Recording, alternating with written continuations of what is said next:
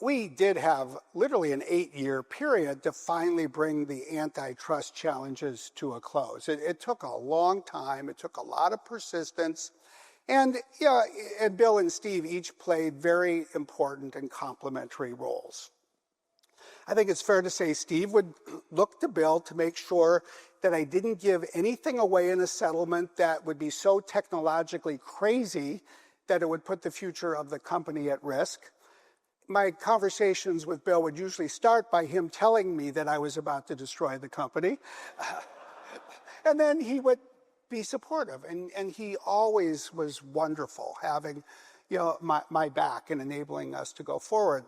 But it was with Steve that we actually had to go make peace. And I'll remember trooping in the snow in Des Moines, Iowa in January of 2003, the only people who weren't working on a presidential campaign showing up in Iowa in the snow to go to the office of Tom Miller, the Iowa Attorney General, who was still trying to break up the company. And just sitting across the desk in his office, in Iowa.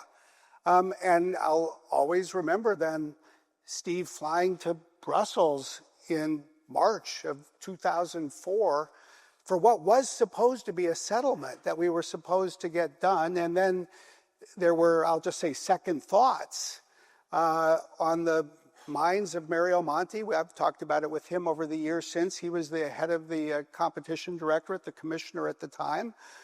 And we had to watch this settlement fall apart, which was, I found, extraordinarily disappointing. Little did we know that it would take another 5 years to get to that point again. But we had to do it with grace. Part of what it took to put all those really challenging things behind us oftentimes was to fail gracefully with people so you could put the pieces back together again.